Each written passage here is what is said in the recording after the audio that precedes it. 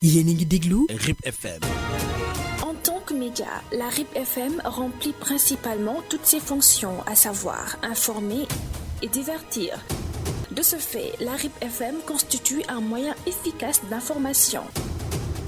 La 88.7 FM, la radio au service du développement.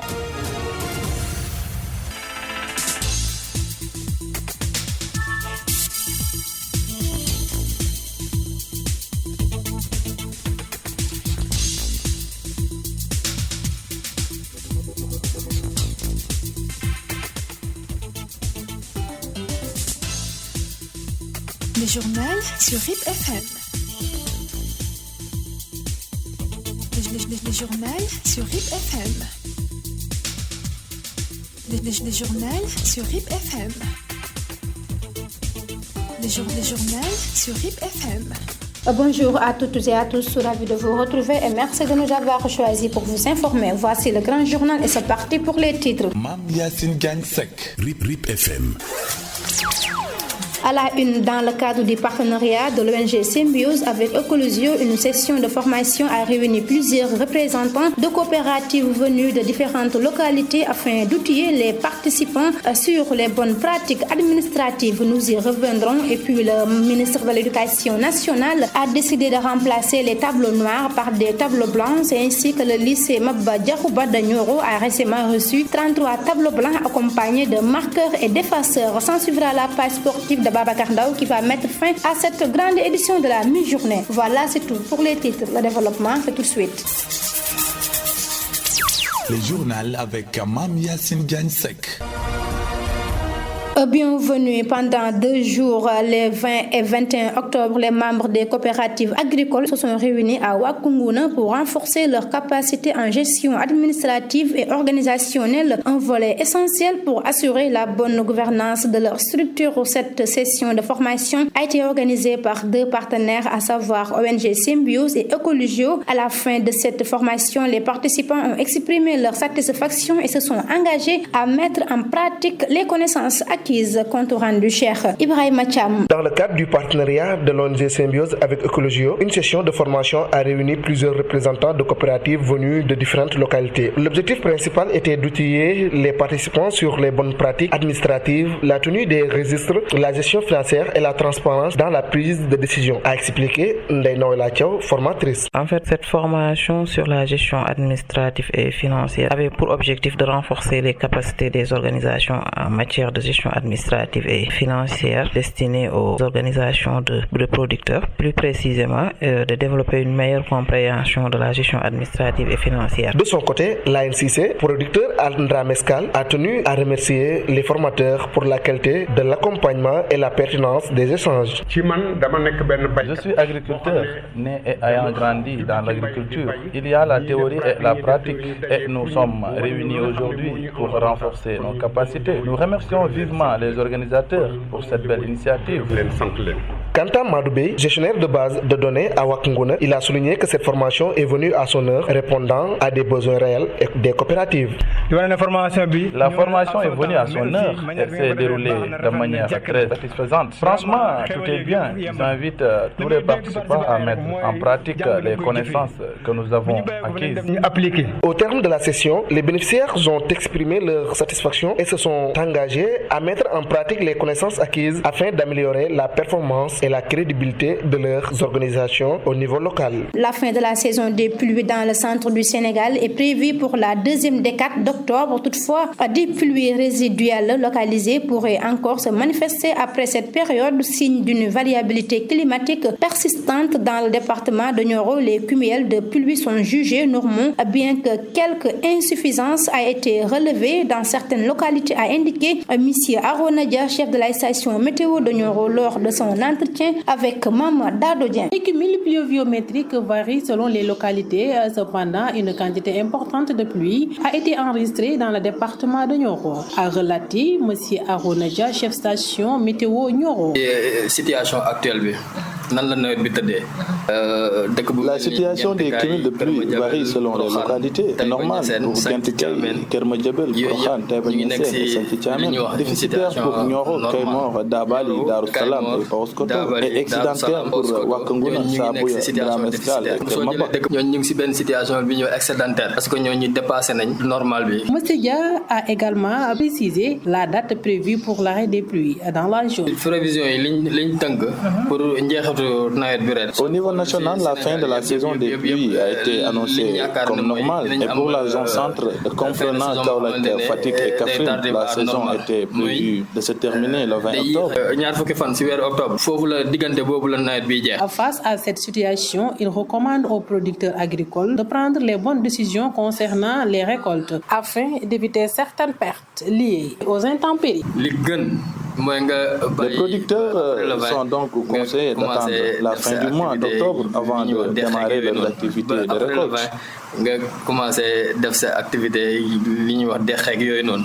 L'information à chaud et en toute crédibilité. C'est sur la 88.7 FM. Je vous l'avais annoncé tout à l'heure en titre, le ministre de l'Éducation nationale a décidé de remplacer les tableaux noirs par des tableaux blancs afin d'améliorer les conditions d'enseignement dans les lycées du Sénégal. Dans ce cadre, le lycée Maba Diakhouba a reçu 33 tableaux blancs accompagnés de marqueurs et d'effaceurs. Ces nouveaux outils pédagogiques présentent de nombreux avantages pour la santé des enseignants et des élèves. Cependant, le personnel administratif a déjà passé des commandes supplémentaires pour renforcer le stock des marqueurs et d'effaceurs jugés insuffisants. À cet effet, Adama Sen s'est entretenu avec M. Diagne, le proviseur du lycée, dans ce reportage. Dans le cadre de l'amélioration des conditions d'enseignement dans les lycées du Sénégal, le ministre de l'Éducation nationale a décidé de remplacer les tableaux noirs par des tableaux blancs, ainsi que le lycée Maba Diakhouba de Nioro a récemment reçu 33 tableaux blancs accompagnés de marqueurs et d'effaceurs,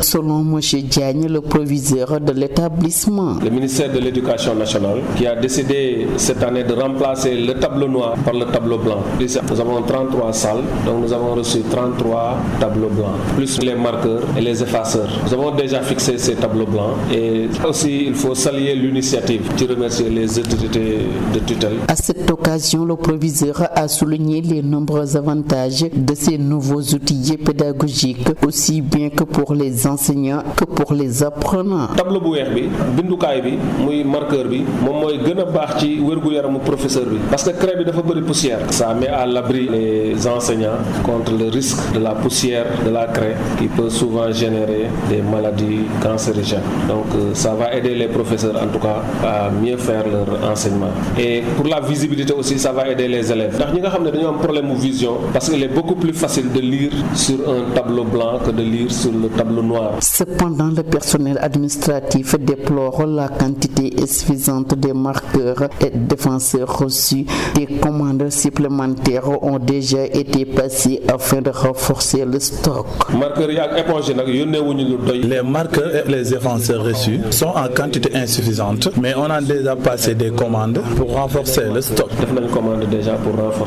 Toutefois, malgré ces avancées, le lycée Maba Diakhouba reste confronté à d'autres défis majeurs, notamment les effectifs pléthoriques et le manque d'enseignants constatés en ce début d'année scolaire. Parlons d'autre chose. La friperie qu'on appelle souvent Fogidjaï au Sénégal est un marché de vêtements d'occasion qui joue un rôle essentiel dans l'économie et la culture vestimentaire du pays. Ce phénomène qui trouve ses origines dans les importations de vêtements usagés des pays occidentaux a su se tailler une place prépondérante dans le cœur des Sénégalais. Ces articles qui peuvent inclure toutes des chemises et des jeans aux costumes et robes sont vendus à des prix variés au marché hebdomadaire de Nioro où certains vendeurs de friperies s'inquiètent sur les taxes qui sont à l'origine de la cherté des balles. Reportage. RIP FM. À chaque rentrée scolaire, les dépenses deviennent un véritable casse-tête pour de nombreuses familles. Entre la liste interminable de fournitures à acheter et le renouvellement de la garde-robe des enfants, la friperie s'impose comme le premier choix. Pour bon bon nombre de parents cherchant à faire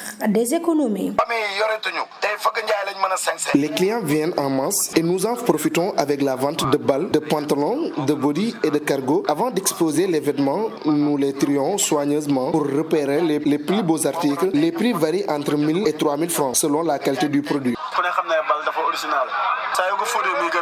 C'est dans cette quête de bonnes affaires que le marché hebdomadaire de Nioro, toujours animé, devient une destination privilégiée. Les étalages de friperie y offrent une large gamme de vêtements à des prix accessibles, variant entre 300 et 1500 francs selon la qualité des articles. Avec la conjoncture économique actuelle, beaucoup de familles ne peuvent plus se permettre d'acheter du prêt-à-porter neuf. La friperie devient alors une alternative accessible à tous. En plus, on y trouve souvent de la bonne qualité et parfois même des articles originaux. Pendant, les vendeurs de friperie expriment leur inquiétude face à la hausse des taxes qu'ils considèrent comme leur principale difficulté. Cependant, les balles de friperie deviennent de plus en plus chères, ce qui fragilise notre commerce. Nous souhaitons donc une réduction des taxes afin d'atténuer cette hausse inquiétante qui menace friperie.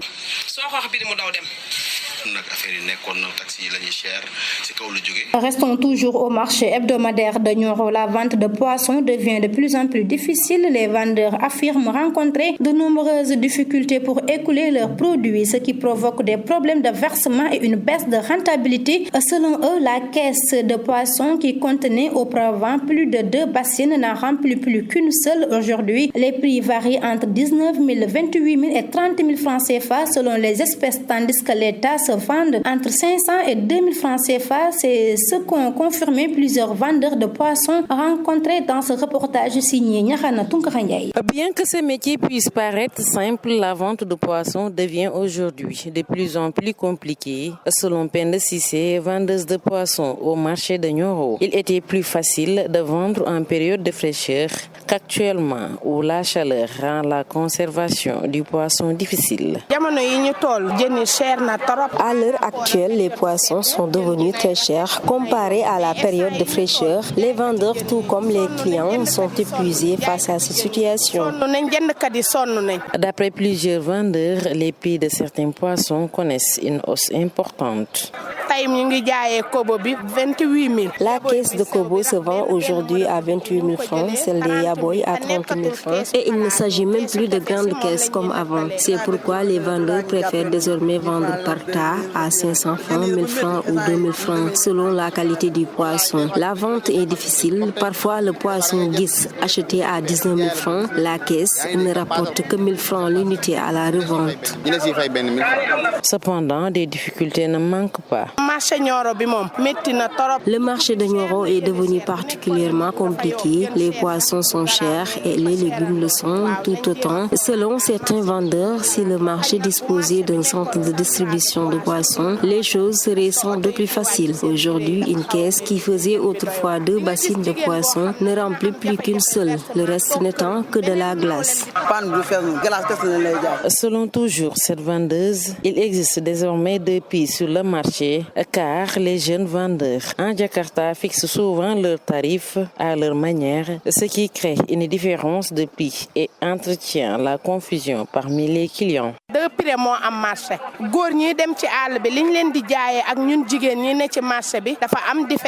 Le métier de charretier est indéniable une profession physiquement épuisante au Sénégal, en particulier dans les zones rurales. Par ailleurs, les charretiers situés au marché hebdomadaire de Nioro venant dans certaines zones du département de Nioro pour chercher à subvenir sont confrontés à des conditions de travail difficiles incluant un manque de reconnaissance, des insultes, des mauvais traitements, mais n'empêche que ces derniers mènent leurs activités sous la forte canicule. Reportage Khadija. Au niveau du marché hebdomadaire de Nioro, les charretiers travaillent sous une forte chaleur pour subvenir aux besoins de leur famille. Malgré les conditions climatiques éprouvantes, ils affirment que leurs activités marchent plutôt bien et leur permettent de gagner gagner leur vie dignement.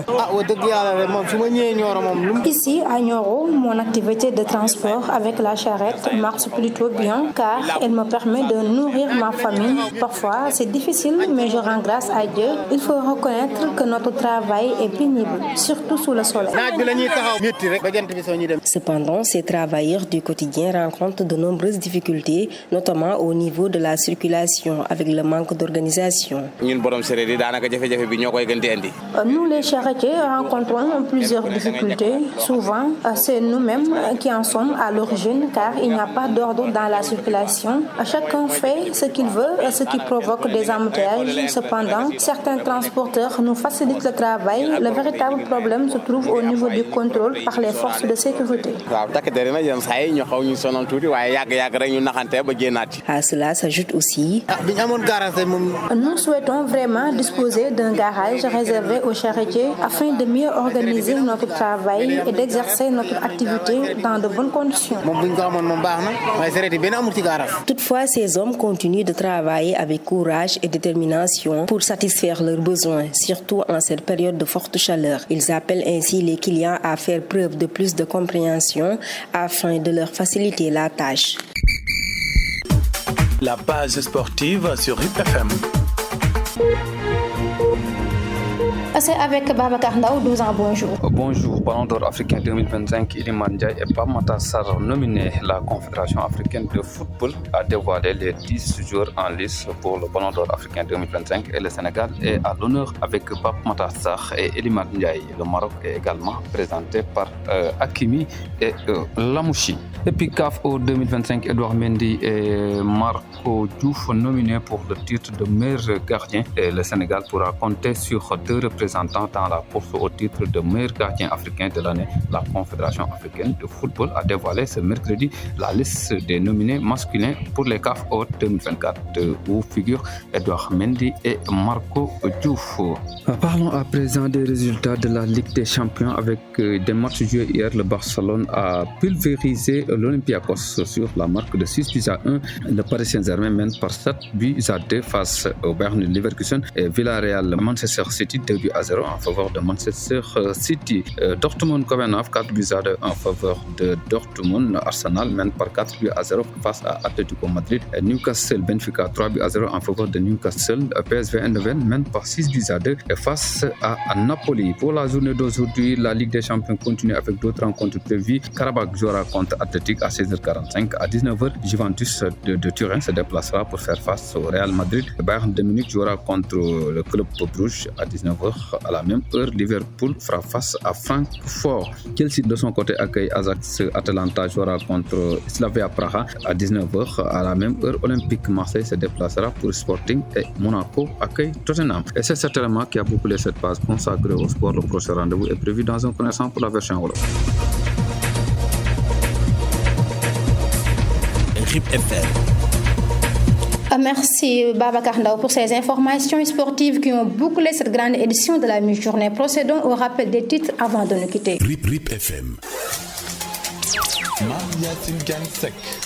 Dans le cadre du partenariat de l'ONG Symbiose avec Ecologio, une session de formation a réuni plusieurs représentants de coopératives venues de différentes localités afin d'outiller les participants sur les bonnes pratiques administratives. Toujours rappel des titres, le ministre de l'Éducation nationale a décidé de remplacer les tableaux noirs par des tableaux blancs. C'est ainsi que le lycée Maba Diakhouba de Nioro a récemment reçu 33 tableaux blancs accompagnés de marqueurs et d'effaceurs. S'en est suivi la page sportive de Babacar Ndao qui a mis fin à cette grande édition présentée par Mam Yassine Diagne, Pape Dafal assuré la partie technique et Absa Sow à la réalisation. Voilà, c'est la fin de cette édition et merci infiniment de l'avoir suivi.